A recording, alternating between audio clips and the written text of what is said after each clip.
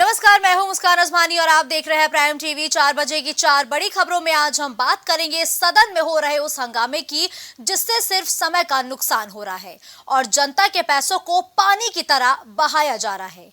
तो जहां एक तरफ मॉनसून सत्र हंगामे की भेंट लगातार चढ़ रहा है, तो पीएम अपने चुनावी एजेंडे को धार देने के लिए यूपी में सांसदों के साथ बैठक करेंगे और अपनी चुनावी तैयारियों को धार भी देंगे। चुनावों के बीच ज्ञानवापी मामले पर भी सियासत शुरू हो चुकी है, जिस पर स्वामी प्रसाद मौर्य बयान देकर एक बार फिर से विवादों में घिर चुके हैं। तो ज्ञानवापी पर राजनीति तो शुरू हो चुकी है। इसी बीच एएसआई सर्वे को लेकर इलाहाबाद हाईकोर्ट में सुनवाई का दौर लगातार जारी है। कहीं जाइएगा नहीं, बने रहिए, क्योंकि अब खबरों पर चर्चा होगी विस्तार से।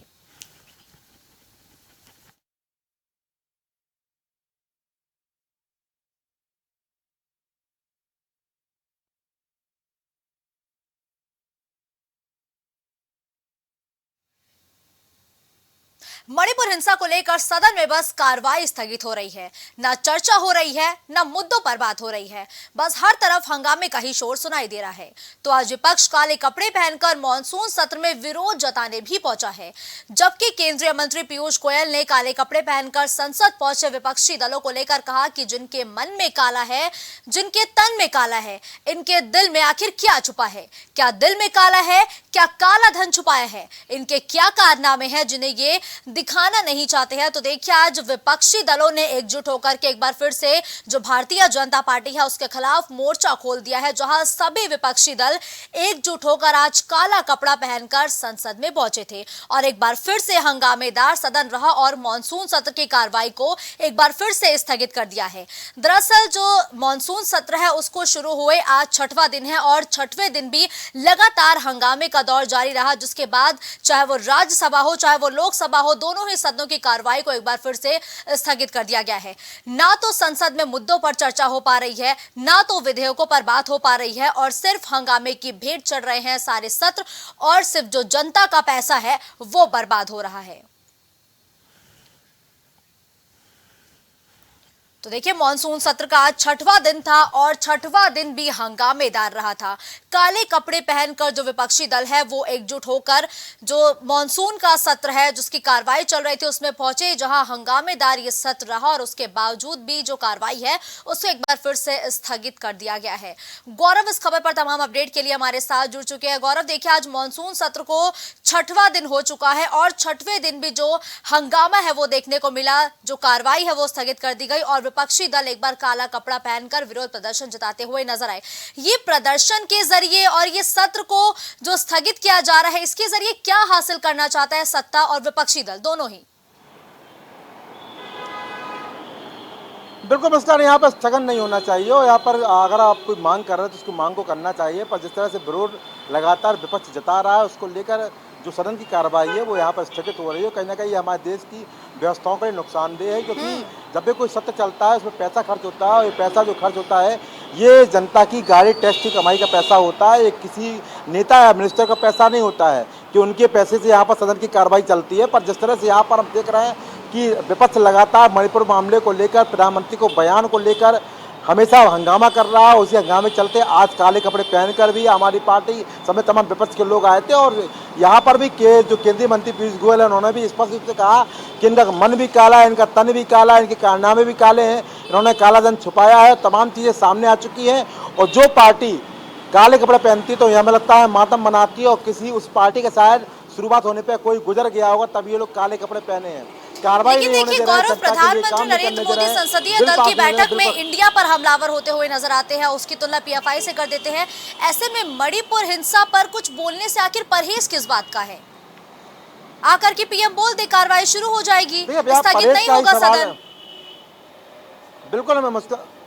बिल्कुल मुस्कान, यहाँ पर यही प्रश्न है कि प्रधानमंत्री क्यों नहीं बोल रहे हैं। उस दिन बयान लिए थे, कार्रवाई की बात क्यों नहीं कर रहे हैं, क्यों नहीं बोल रहे हैं कि मणिपुर में गलत हो रहा है, क्यों नहीं बोल रहे हैं मणिपुर की जनता से जब वो आग्रह क्यों नहीं कर रहे, निवेदन क्यों नहीं कर रहे हैं? क्योंकि ये वही प्रधानमंत्री हैं जिनके कहने पर लोगों ने दिए भी जलाए थे कोरोना के समय में और लोगों ने लॉकडाउन का पालन भी किया था, इनके कहने पर तालियां भी बजाई थी, थाली भी बजाई थी, हमने देखा है व्यस्त रूप से, और लोगों ने इनको एज ए राजा मानकर इनके सभी जो आदेश थे, सब निवेदन थे, उनको पालन किया है। तो निश्चित रूप से यहाँ पर 40 लाख की महज आबादी वाला मणिपुर में अगर निवेदन करेंगे, शायद वहाँ पर प्रयास करेंगे तो वहाँ पर शांति हो सकती है। पर जिस तरह से यहाँ पर प्रधानमंत्री बयान नहीं दे रहे, बोल नहीं रहे हैं, तो कहीं नहीं विपक्ष को ये मुद्दा मिल चुका है। लगातार इस मुद्दे को लेकर विपक्ष सरकार को घेरने का प्रयास कर रहा है। विपक्ष कह रहा है कि यहाँ प्रधानमंत्री क्यों नहीं बोल रहे हैं, क्या कारण है, उनको सामने आना चाहिए। उसी लेकर विपक्ष अविश्वास प्रस्ताव भी लेकर आया है। तो कहीं ना कहीं यहाँ पर बीजेपी को सोचना पड़ेगा कि अगर वो चाहती है सत्य चले तो प्रधानमंत्री द्वारा कुछ भी बुआर बोली जाए, समझाया जाए, निवेदन किया जाए, जैसे मणिपुर जो हमारा छोटा राज्य है, शांत राज्य, वहाँ पर जो स्थिति है वो वहाँ पर सुधर सके। मुस्कान,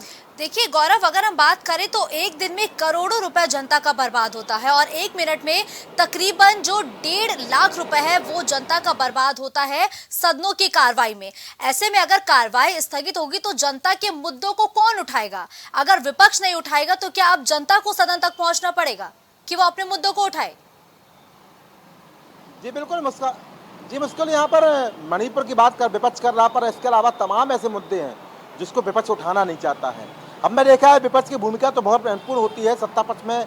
अगर यहाँ पर लगातार अगर कोई कमियां आ रही हैं तो विपक्ष की भूमिका है कि वहाँ पर प्रदर्शन करे, आंदोलन करे। पर हम लगातार देख रहे हैं कि विपक्ष भी यहाँ पर रणनीति बनाने में लगा हुआ है। केवल रणनीति बन रही चुनाव को लेकर, जनता के मुद्दे यहाँ पर गायब है। महंगाई की बात करें या तमाम अन्य मुद्दों की बात करें, गंदगी की बात करें, स्मार्ट सिटियों की बात करें, स्वास्थ्य व्यवस्थाओं की बात करें, तमाम चीज़ों पर यहाँ काम होना बाकी है और तमाम चीज़ों पर काम होना चाहिए यहाँ पर जिस तरह से हम देख रहे हैं कि विपक्ष की वो भूमिका नजर नहीं आ रही है जो होनी चाहिए। पर यहाँ पर मणिपुर वाले मामले को विपक्ष लगातार उठा रहा है। हालांकि वो मुद्दा भी जनता जुड़ा हुआ है। वहाँ पर जिस तरह से 170 से ज़्यादा लोगों की जान गई है, महिलाओं को निर्वस्त्र वहाँ घुमाया जा रहा है, तमाम तरह के वीडियो भी वायरल हो रहे हैं। इसके अलावा वहाँ के मुख्यमंत्री एन बीरेन सिंह भी बोल चुके हैं कि ये एक सिंगल वीडियो नहीं, तमाम तरह के वीडियो यहाँ पर वायरल हुए हैं। तो कहीं ना कहीं यहाँ पर मुख्यमंत्री को भी समझना पड़ेगा। और चूंकि बीजेपी की वहाँ पर साथ में साझा सरकार है, बीजेपी को भी यहाँ पर बड़ा कदम उठाना पड़ेगा मणिपुर की हिंसा को शांत करने के लिए। तभी यहाँ पर एक कुछ नई पहल शुरुआत हो पाएगी कि विपक्ष मणिपुर हिंसा को लेकर अपना हथियार बना चुका है और लगातार उस पर राजनीति का दौर जारी है। मुस्कान, गौरव, अब आगे विपक्षी दल क्या रुख अपनाएंगे? देखिए फिलहाल यहाँ पर अविश्वास प्रस्ताव लाया गया है और अविश्वास प्रस्ताव के माध्यम से भी यहाँ पर उनको पता है कि बीजेपी का बहुमत है, बीजेपी स्पष्ट रूप से यहाँ पर बहुमत सिद्ध कर लेगी। पर चूंकि यहाँ पर विपक्ष का भी स्पष्ट रूप से कहना है कि यहाँ पर केवल विश्वास प्रस्ताव इसलिए लाया गया है कि प्रधानमंत्री की यहाँ पर बीजेपी को विश्वास मत हासिल करना दिखाना है, बल्कि उनका कहना यह है इस माध्यम से प्रधानमंत्री का वो बयान चाहते हैं मणिपुर हिंसा पर, जो अब तक शांत है। जो छोटा सा बयान उन्होंने दिया था 36 सेकंड का और चले गए थे, वो कब मणिपुर के लोगों से निवेदन करेंगे, कब वो अपने प्रधानमंत्री पद की जिम्मेदारी को निभाएंगे, जिससे मणिपुर की हिंसा खत्म हो सके और वहाँ के लोग भी सुख शांति से रह सके। मुस्कान, ठीक गौरव, अभी आपने अविश्वास प्रस्ताव का जिक्र किया। देखिए जो विपक्षी दल है वो ये जानता है कि वो इस टेस्ट में फेल हो जाएगा, तो आखिर इस अविश्वास प्रस्ताव को लाने के पीछे क्या मंशा है इंडिया की? देखिए नमस्कार, मैंने आप इसके पहले ही बताया कि विपक्ष स्वयं बोल चुका है कि यह पता है कि बीजेपी पर बहुमत है, बीजेपी यहाँ पर बहुमत सिद्ध कर लेगी, इसमें कोई संशय नहीं है। पर उनका कहना फिर यहाँ पर यही है कि यहाँ पर अविश्वास प्रस्ताव के माध्यम से केवल वो नरेंद्र मोदी को घेरना चाहते हैं और चाहते हैं कि प्रधानमंत्री सदन में आके बयान दें, मणिपुर हिंसा पे बोले, किसकी जिम्मेदारी थी, लापरवाही किसकी थी, अब तक ये मामला क्यों नहीं देखा गया। क्योंकि यहाँ पर जिस तरह से विपक्ष आरोप लगा रहा है कि प्रायोजित हिंसा है और जानबूझ के बीजेपी द्वारा यहाँ पर कराई गई है, इसे बीजेपी जानबूझ के चाहती नहीं है कि हिंसा का यहाँ पटाक्षेप हो और वहाँ के लोग भी शांति रह सकें। तो कहीं ना कहीं विश्वास प्रस्ताव का यहाँ पर केवल एक माध्यम है जो स्वयं बता चुका है, केवल एक उद्देश्य है, प्रधानमंत्री नरेंद्र मोदी मणिपुर वाली हिंसा पर बोले। बिल्कुल ठीक है, धन्यवाद गौरव इस खबर पर हमारे साथ जुड़ने के लिए।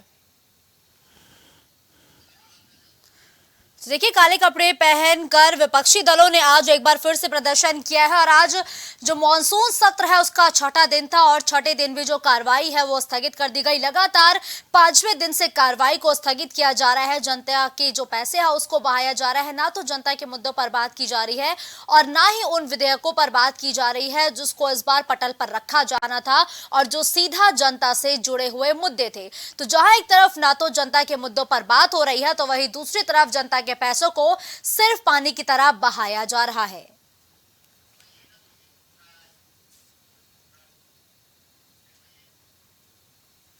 लोकसभा चुनाव से पहले भाजपा ने सियासी बिसात को बिछाना भी शुरू कर दिया है। तो वही प्रधानमंत्री नरेंद्र मोदी ने अब मिशन 80 के लक्ष्य को देखते हुए जो यूपी की कमान है वो अपने हाथों में ले ली है और साथ ही साथ अब ये भी कहा जा रहा है कि आगे आने वाले कुछ दिनों में प्रधानमंत्री नरेंद्र मोदी तमाम प्रदेशों के जो सांसद हैं उनसे मुलाकात करते हुए उनसे मुखातिब होते हुए भी नजर आएंगे। तो देखिए प्रधानमंत्री नरेंद्र मोदी अब सांसदों के साथ एक बैठक करेंगे, तो वही सांसदों से मुखातिब होंगे, सांसदों से संवाद भी स्थापित करेंगे और 31 जुलाई को पश्चिम यूपी के ब्रज कानपुर मंडल में बैठक होगी, जबकि 2 अगस्त को काशी गोरखपुर अवध मंडल की बैठक के जरिए सांसदों से बातचीत की जाएगी।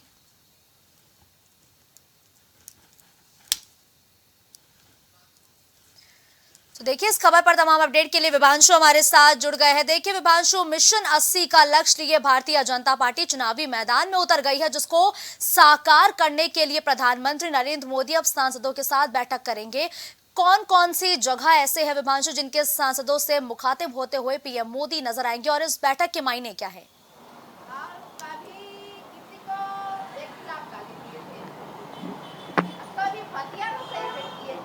जी विभांशु। तो देखिए, विभांशु से हमारा संपर्क स्थापित नहीं हो पा रहा है, हम उनसे दोबारा संपर्क करने का प्रयास करेंगे। तो देखिए, जहां एक तरफ सांसदों का रिपोर्ट कार्ड तैयार हो चुका है, सांसदों का जो रिपोर्ट कार्ड है उसको सौंपा भी गया है, तो इसी बीच प्रधानमंत्री नरेंद्र मोदी अब सभी प्रदेशों के सांसदों से मुलाकात करते हुए उनसे संवाद स्थापित करते हुए नजर आएंगे।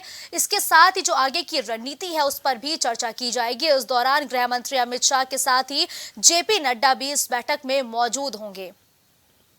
तो वही पश्चिमी यूपी पर फिलहाल भारतीय जनता पार्टी का ज्यादा फोकस है, जिसको साधने की भी कोशिश करती हुई भारतीय जनता पार्टी नजर आ रही है। इसके लिए एक बैठक भी आयोजित की जाएगी, सांसदों से मुलाकात की जाएगी, सांसदों से संवाद किया जाएगा, उनके आगे की रणनीति क्या है इस पर चर्चा भी की जाएगी। विभांशु एक बार फिर से इस खबर पर तमाम जानकारी के लिए हमारे साथ जुड़ गए हैं। विभांशु, जहां एक तरफ सांसदों का रिपोर्ट कार्ड तैयार किया जा चुका है और उससे आला कमान को सौंपा भी जा चुका है, लेकिन अब उसके बाद प्रधानमंत्री नरेंद्र मोदी जो है सांसदों से मुखातिब होंगे, संवाद करेंगे, इसके सियासी मायने क्या है विभांशु? जी बिल्कुल, अगर आपको बात करें तो 2024 के चुनाव को लेकर जहां भारतीय जनता पार्टी अपने अभियान, कार्यक्रम और बैठक के माध्यम से भरसक अपने चुनाव को अपने पक्ष में करने के लिए लगातार प्रयासरत है, तो वहीं अब कहीं ना कहीं देखें तो हर एक राज्यों के एनडीए के सहयोगियों के साथ कहीं ना कहीं देखें तो देश के प्रधानमंत्री नरेंद्र मोदी और देश के केंद्रीय मंत्री अमित शाह और साथ ही साथ रक्षा मंत्री अमित शाह और देश के सड़क एवं सुरक्षा मंत्री नितिन गडकरी समेत तमाम दिग्गज भारतीय जनता पार्टी के कहीं ना कहीं वर्चुअल तरीके से जुड़ेंगे। अगर बात की जाए तो ये बैठक अगर बात करें तो 31 जुलाई से शुरू हो रही है। सबसे पहले अगर बात की जाए तो उत्तर प्रदेश के जो ब्रज इलाका है यानी कि कानपुर बुंदेलखंड, वहां कहीं ना कहीं ये यात्रा बैठक होगी जिसमें वर्चुअल तरीके से तमाम नेता शिरकत करेंगे। ऐसे अगर बात की जाए तो उत्तर प्रदेश के शेड्यूल को अगर देखा जाए तो उत्तर प्रदेश को 3 हिस्सों में बांटकर और देश के प्रधानमंत्री वर्चुअल तरीके से अपने सहयोगियों के साथ 2024 चुनाव को लेकर मंथन करेंगे। उसके ठीक बाद अगर बात की जाए मुस्कान, तो 31 जुलाई को अगर बात करें तो पश्चिम बंगाल, झारखंड और उड़ीसा जैसे राज्यों में कहीं ना कहीं भारतीय जनता पार्टी अपने सांसद और अपने घटक दलों यानी कि जो बीजेपी के एनडीए में आते हैं उन दलों के साथ वर्चुअल तरीके से एक रणनीति बनाते हुए प्रधानमंत्री नजर आएंगे। साथ ही आपको बता दें कि 2 अगस्त को के जरिए सांसदों को फटकार भी लगाई जा सकती है या फिर महज आगे की रणनीति पर ही मंथन होगा? जी बिल्कुल, आपको बता दें कि इस बैठक में अगर बात किया जाए तो एनडीए के तमाम पदाधिकारी मौजूद रहेंगे। अगर बात करें तो इसमें साफ तौर से जनसंपर्क अभियान में जिन क्षेत्रों में कहीं ना कहीं निष्क्रिय तरीके से जिलाध्यक्ष और सांसदों के जो गतिविधि वह देखने को मिली है बीजेपी के केंद्रीय नेतृत्व की तरफ से, वहां के सांसदों को निश्चित तौर पर कहीं ना कहीं इस बैठक में दिशा निर्देश जारी किए जा सकते हैं उनकी सक्रियता को लेकर।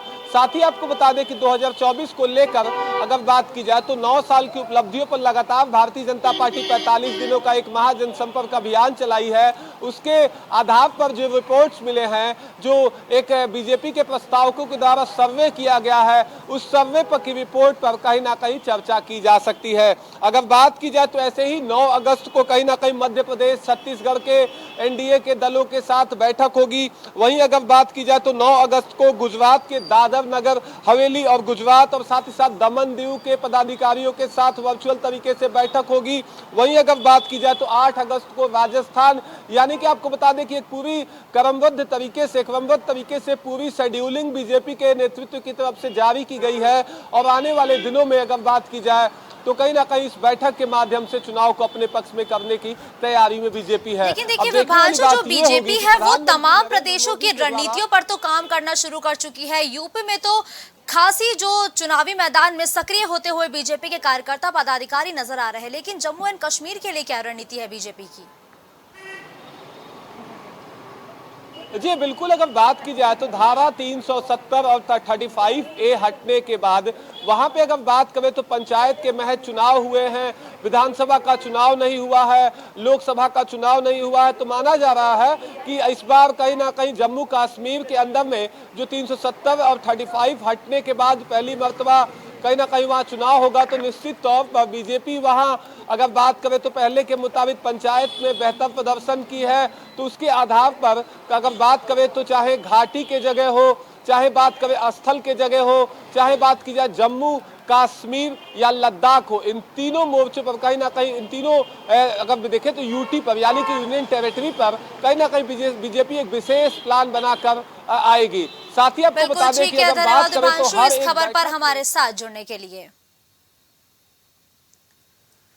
तो देखिए, सांसदों से संवाद करते हुए प्रधानमंत्री नरेंद्र मोदी नजर आएंगे। मध्य प्रदेश से लेकर छत्तीसगढ़ और छत्तीसगढ़ से लेकर राजस्थान और यूपी के सांसदों से संवाद किया जाएगा, आगे की रणनीति बनाई जाएगी। साथ ही कुछ राज्यों में विधानसभा चुनाव है, तो विधानसभा चुनाव को साधने के साथ ही लोकसभा चुनाव का प्लान जो है वो भी तैयार किया जाएगा इस बैठक के जरिए।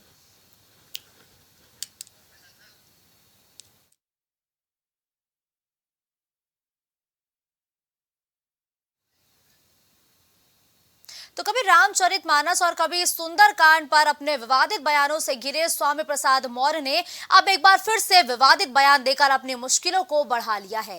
वाराणसी के ज्ञानवापी मस्जिद का मामला इलाहाबाद हाईकोर्ट में चल रहा है, सुनवाई का दौर जारी है और ज्ञानवापी मस्जिद के एएसआई सर्वे को लेकर बुधवार को कई घंटों तक सुनवाई हुई और अब इस मामले में आज फिर से सुनवाई का दौर जारी है।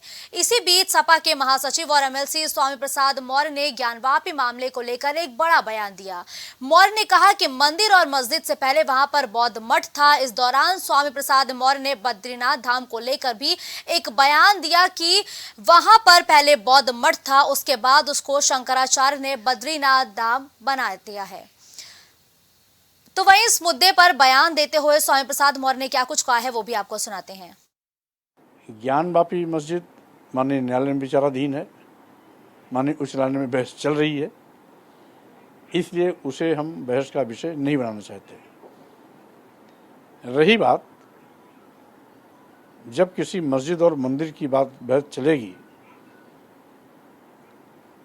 तो नित्य नए विवाद पैदा होते रहेंगे। हमारे देश में संस्कृति रही है वसुधैव कुटुंबकम का, आपसी सौहार्द का, भाईचारे का। यहाँ तक कि हमारे यहाँ एक प्रचलित नारा भी लगता है कि हिंदू मुस्लिम सिख ईसाई सब हैं आपस में भाई भाई। तो इस विवाद से भाईचारा कहीं न कहीं आहत होगा, आपसी सौहार्द बिगड़ेगा। इसलिए 15 अगस्त 1947 के दिन जिस भी धर्मस्थल की जो यथास्थिति रही है उसको सबको स्वीकार करना चाहिए। अन्यथा अगर विवाद होता ही रहेगा तो नित्य नए विवाद पैदा होते रहेंगे, विवाद का कभी अंत नहीं होगा। तो देखिए, स्वामी प्रसाद मौर्य ने साफ तौर पर कहा कि अगर मुद्दों का हल नहीं निकलता है तो उस पर राजनीति होती रहेगी और कभी भी ये मुद्दे खत्म नहीं होंगे। विभांशु, इस खबर पर तमाम अपडेट के लिए हमारे साथ लाइव जुड़ चुके हैं। देखिए विभांशु, कभी रामचरितमानस पर विवादित बयान देना, कभी श्रीमद् भागवत पर बोलना, ऐसे में आप एक बार फिर से स्वामी प्रसाद मौर्य ने कहा है कि जो भारत में सभी मंदिर हैं उनका सर्वे कराया जाना चाहिए और वो ये कह रहे हैं कि आपसी सौहार्द को बिगाड़ने का काम जो है वो भारतीय जनता पार्टी अक्सर करती है। तो क्या उनके इस बयान से भाईचारा नहीं बिगड़ेगा क्या? जी बिल्कुल, आपको बता दें कि अपने बयानों को लेकर सुर्खियों में रहने वाले समाजवादी पार्टी के राष्ट्रीय महासचिव स्वामी प्रसाद मौर्य ज्ञानवापी में हो रहे एएसआई सर्वे को लेकर एक बड़ा सवाल और बड़ा बयान देते हुए नजर आए हैं। आपको बताएं कि स्वामी प्रसाद मौर्य साफ तौर से प्राइम टीवी टीम ने जब उनसे संवाद स्थापित करने का प्रयास किया मुस्कान, तो उन्होंने साफ तौर से प्राइम टीवी टीम से कहा कि ज्ञानव्यापी के अंदर में जहां एक तरफ मुस्लिम पक्ष से मस्जिद होने का दावा कर रही है, तो वहीं हिंदू पक्ष कहीं ना कहीं इसको मंदिर का दावा कर रही है। और उन्होंने कहा कि इससे ठीक पहले कहीं ना कहीं वहां पर अगर बात की जाए तो बौद्ध मठ हुआ करता था। इसके आधार को जब प्राइम टीवी टीम ने जाना तो उनका साफ तौर पे कहना था कि बीजेपी कहीं ना कहीं सामाजिक सौहार्द को खराब करने के लिए ऐसे मुद्दों को प्रमुखता से उठाती है और आपसी भाईचारा को खत्म करती है। विभाषा भी आपने जिक्र किया कि स्वामी प्रसाद मौर्य ने साफ तौर पर कहा कि जिस ज्ञानवापी को लेकर के अभी लड़ाई झगड़ा चल रहा है, विवाद चल रहा है, वहां पर पहले बौद्ध मठ था। इसके पीछे के साक्ष्य क्या दिए उन्होंने?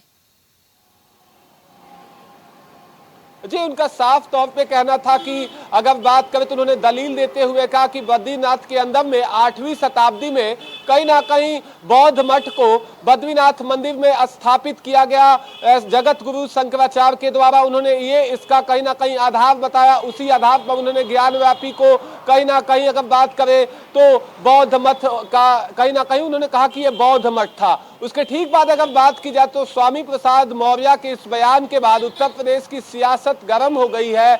और बात करें तो स्वामी प्रसाद मौर्य साफ तौर पर भारतीय जनता पार्टी पर आरोप लगाते हुए नजर आए और उनका कहना था कि बीजेपी धार्मिक मुद्दों को लाकर चुनाव में कहीं ना कहीं रखती है और जिससे आम जनमानस का मूलभूत सुविधाओं से जिस पर हम आवाज उठाते हुए नजर आते हैं उस पर कहीं ना कहीं उनके ध्यान आकर्षित नहीं होता है और धार्मिक मुद्दों पर ध्यान आकर्षित करके जनता को कहीं ना कहीं ठगने का काम करते हैं। अब देखने वाली बात यह होगी कि इन तमाम बयानबाजियों का असर कितना चुनाव पे पड़ता है मुस्कान, वो तो कहीं ना कहीं लोकसभा चुनाव के नतीजों के बाद साफ होगा। लेकिन विभाषा देखिए, अब लोकसभा चुनाव तो नजदीक आ चुका है और ऐसे में आरोप प्रत्यारोप का दौर भी जारी है। अभी तो स्वामी प्रसाद मौर्य ने भारतीय जनता पार्टी पर आरोप लगाया, तो जाहिर सी बात है कि पलटवार का दौर या तो शुरू हो जाएगा या तो फिर पलटवार किया जाएगा। तो क्या अभी इस मुद्दे पर भारतीय जनता पार्टी की तरफ से कोई प्रतिक्रिया आई है क्या? जी बिल्कुल, आपको बताया कि अभी अगर बात किया जाए तो स्वामी प्रसाद मौर्य के इस बयान पर भारतीय जनता पार्टी की तरफ से कोई पलटवार नहीं आया है। और अब देखने वाली बात ये होगी कि अब ये उनके बयान के बाद धीरे धीरे सोशल मीडिया पे उनका बयान अब ट्रेंड कर रहा है। और अगर बात करें तो सोशल मीडिया पर तमाम लोगों के द्वारा कहीं ना कहीं स्वामी प्रसाद मौर्य के इस बयान पर उनका कड़ा विरोध जताया गया है। अब देखने वाली बात ये होगी कि भारतीय जनता पार्टी के खेमे की तरफ से उनके इस बयान पर क्या जवाब आता है। अगर बात करें तो जहां एक तरफ अखिलेश यादव हर एक जाति को, हर एक वर्ग को साथ लेकर के चलने की बात कहते हैं, हर एक जातियों के मुद्दे को उठाने की बात कहते हैं, तो वही दूसरी तरफ उन्हीं के महासचिव ऐसे बयान देते हैं। कितना नुकसान हो सकता है समाजवादी पार्टी को स्वामी प्रसाद मौर्य के इस बयान से? जी बिल्कुल, वो तो आने वाला चुनाव बताएगा। मगर आपने देखा कि रामचरितमानस पर बयान देने के बाद कहीं ना कहीं भारतीय जनता पार्टी को इसको चुनावी मुद्दा बनाया गया निकाय चुनाव के दौरान। और बीजेपी को लगभग उत्तर प्रदेश के 17 नगर निगमों में से 17 पर अजेय तरीके से विजेता बनी। अब देखने वाली बात यह होगी कि स्वामी प्रसाद मौर्य के इन तमाम बयानों के बाद से जिन पीडीएफ फार्मूले पर सपा काम करते हुए अपने आप को नजर दिखाती है, उस पर कितना लाभ होता है वो निश्चित तौर पे चुनाव के बाद साफ होगा। बिल्कुल ठीक है, धन्यवाद दीपांशु इस खबर पर हमारे साथ जुड़ते हुए तमाम अपडेट हमारे दर्शकों तक पहुंचाने के लिए। तो देखिए, लगातार अपने बयानों को लेकर विवादों में रहने वाले स्वामी प्रसाद मौर्य की एक बार फिर से जुबान फिसल गई है और उन्होंने ज्ञानवापी मामले पर अपना बयान देते हुए कहा कि जिस ज्ञानवापी को लेकर आज हिंदू और मुस्लिम पक्ष आमने सामने है, दरअसल ना तो वहां पहले मस्जिद था और ना ही मंदिर था, वहां पहले बौद्ध मठ था। और इस दौरान स्वामी प्रसाद मौर्य ने कहा कि देश भर में जितने भी मंदिर हैं उन सभी का सर्वे कराया जाना चाहिए जिससे सच्चाई खुलकर सामने आ सके। तो वाराणसी के ज्ञानवापी परिसर के एएसआई सर्वे के मामले में इलाहाबाद हाईकोर्ट में आज यानी कि गुरुवार को भी सुनवाई का दौर जारी है। एएसआई की ओर से हाईकोर्ट में एक हलफनामा भी दाखिल किया गया है। इसमें सर्वे के तरीकों के बारे में बताया गया है और माना जा रहा है कि आज शाम तक हाईकोर्ट की ओर से अहम फैसला भी आ सकता है। तो देखिए, इलाहाबाद हाईकोर्ट में सुनवाई का दौर जारी है। एएसआई सर्वे को लेकर के आज एक बार फिर से इलाहाबाद हाईकोर्ट में सुनवाई हो रही है। हिंदू पक्ष से लेकर मुस्लिम पक्ष सभी अपनी दलीलों को रख रहे हैं और उन सभी दलीलों पर गौर किया जा रहा है। और अब ये भी उम्मीद जताई जा रही है कि आज देर शाम तक एएसआई सर्वे को लेकर के इलाहाबाद हाईकोर्ट अपना फैसला सुना सकता है। तो वहीं एएसआई के अधिकारी भी आज इस पूरी सुनवाई में मौजूद रहे, जिनसे साफ तौर पर आज कोर्ट की तरफ से ये पूछा गया है कि सर्वे किस तरीके से होगा, क्या किसी चीज को नुकसान तो नहीं पहुंचेगा, क्या बिल्डिंग को किसी भी तरीके की क्षति नहीं पहुंचाई जाएगी। ये सभी सवालों के जवाब आज कोर्ट रूम के अंदर जो एएसआई अधिकारी है वो देने की कोशिश कर रहे हैं। विवेक इस खबर पर तमाम जानकारी के लिए हमारे साथ जुड़ चुके हैं। देखिए विवेक, लगातार इलाहाबाद हाईकोर्ट में सुनवाई का दौर जारी है। दलीलें आज फिर से दी जा रही है हिंदू पक्ष और मुस्लिम पक्ष के साथ ही एएसआई के अधिकारी के द्वारा। तो जिस तरीके से एएसआई सर्वे को लेकर के लगातार विरोध जताया जा रहा है, आज एएसआई के अधिकारी की तरफ से कोर्ट रूम के अंदर क्या कुछ कहा गया है सर्वे को लेकर? विवेक, देखिए, अगर बात की जाए तो हाई कोर्ट लगातार इस मामले की पूरी सुनवाई कर रहा है और जब जिस तरीके से सुप्रीम कोर्ट मुस्लिम पक्ष पहुंचा था और सुप्रीम कोर्ट ने 26 जुलाई तक सर्वे की रोक लगाई थी, उसके बाद वाराणसी जिला अदालत के फैसले को बदला गया था। इसके बाद जिस तरीके से हाईकोर्ट में सुनवाई हो रही है, कल हाईकोर्ट ने आदेश दिया था कि 31 जुलाई तक काम पूरा हो जाना चाहिए, लेकिन इंतजामिया अंजुमन कमेटी के जो वकील हैं उनके द्वारा ये याचिका दायर की गई, हलफनामा दायर किया गया कि जिस तरीके से ये लोग काम कर रहे हैं तो कहीं ना कहीं ये खुदाई के काम शुरू करेंगे। इससे मस्जिद के ओरिजिनल स्ट्रक्चर को, जो मूल अस्तित्व है ये मस्जिद का, जो सालों साल चली आ रही है, किसी भी धर्म के आस्था केंद्र है, उसको नुकसान पहुंचाने की ये साजिश है। और एएसआई का इसमें कोई रोल इस तरीके से बनता नहीं है, ना तो एएसआई वादी है ना तो एएसआई प्रतिवादी है। और उसके बाद आज 3:30 बजे तक सर्वे पर रोक लगी थी और इलाहाबाद हाईकोर्ट आज फिर से सुनवाई कर रहा है। इलाहाबाद हाईकोर्ट में सुनवाई हो रही है, बाकायदा एएसआई से भी जो सिंगल बेंच की जो न्यायाधीश है, सिंगल बेंच की सुनवाई हो रही है, वो सवाल जवाब कर रहे हैं कि किस तरीके से आप अपना काम जारी रखें ताकि स्ट्रक्चर को कोई नुकसान ना हो। और जो ठीक है विवेक, देखिए सुनवाई का दौर तो जारी है, तो क्या आज देर शाम तक ये माना जाए कि एएसआई सर्वे को लेकर इलाहाबाद हाईकोर्ट की तरफ से फैसला आ सकता है? जी बिल्कुल, ये उम्मीद की जा रही है कि आज शाम तक कुछ न स्टैंड क्लियर होगा कि किस प्रकार से ये सर्वे जारी होता है या नहीं जारी होता है। तमाम अगर बात की जाए तो एएसआई की लीगल आइडेंटिटी क्या है, इसको भी हाईकोर्ट ने पूछा है। एएसआई के अधिकारी जवाब दे रहे हैं किस प्रकार से काम करेंगे एएसआई के सर से इस सर्वे में, इसकी भी जानकारी दी जाती है। और तमाम जो पक्ष विपक्ष अपने अपने पॉइंट्स गिना रहे हैं। अगर बात करें तो ये कहा जा रहा है कि मुस्लिम पक्ष की तरफ से कि जिस प्रकार से राम मंदिर में तमाम सारी चीजें हुई, इसी प्रकार से यहाँ भी ऐसी संभावना जताई जा रही है। ये लोग कुदाल और फावड़े लेकर पहुंचे थे जिस पर आपत्ति दर्ज कराई जाएगी थी। वही एएसआई लगातार हाईकोर्ट को ये बताने में सफल हो रहा है कि वो कोई किसी प्रकार की गलत तरीके से ये कार्रवाई आगे नहीं करेगा और ना ही खुदाई के माध्यम से लगातार इलाहाबाद हाईकोर्ट में सुनवाई का दौर जारी है। हिंदू पक्ष और मुस्लिम पक्ष अपनी दलीलों को पेश कर रहा है, तो क्या आज भी एक बार फिर से दोनों पक्ष अपनी दलीलों को पेश करते हुए दिखाई दे रहे हैं या फिर सिर्फ आज एएसआई के अधिकारियों से ही सवाल जवाब का दौर जारी है? देखिए, अगर बात की जाए तो मुस्लिम पक्ष के जितने भी अगर पॉइंट्स हैं जिन पे वो आपत्ति दर्ज करा रहे हैं, जिन पे उनकी असहमति दर्ज हुई है, एएसआई सभी मामलों का जवाब जो है वो हाई कोर्ट को दे रहा है। हाई कोर्ट भी अपनी तरफ से तमाम तरह के सवाल जवाब पूछा जा रहा है हाईकोर्ट की तरफ से। और हाईकोर्ट के सिंगल डिवीजन के बेंच जब तक एएसआई के जवाबों से संतुष्ट नहीं होते हैं तब तक वो सर्वे करने के आदेश को रोके रहेंगे। एएसआई अपनी बात जो है वो हाईकोर्ट के सामने रख रहा है कि वो लीगल तरीके से काम करेंगे, खुदाई का कोई काम नहीं होगा और नई तकनीकी के माध्यम से स्ट्रक्चर के आयु का पता लगाएंगे। ठीक है, बिल्कुल, धन्यवाद इस खबर पर हमारे साथ जुड़ने के लिए। तो देखिए, इलाहाबाद हाईकोर्ट में आज भी सुनवाई का दौर जारी है और आज उम्मीद जताई जा रही है कि देर शाम तक इस मसले पर फैसला आ सकता है, क्योंकि फिलहाल आज 3:30 बजे तक इलाहाबाद हाईकोर्ट की तरफ से एएसआई सर्वे पर रोक लगा दी गई थी और अब 3:30 से ज्यादा का समय हो चुका है। इलाहाबाद हाईकोर्ट के अंदर सुनवाई का दौर जारी है, दोनों पक्षों की दलीलें लगातार जारी है, एएसआई के अधिकारी से बातचीत की जा रही है, तमाम सवालों के जवाब भी लिए जा रहे हैं। तो 4 बजे की 4 बड़ी खबरों में फिलहाल के लिए बस इतना ही। देश दुनिया की तमाम बड़ी खबरों के लिए आप देखते रहिए प्राइम टीवी।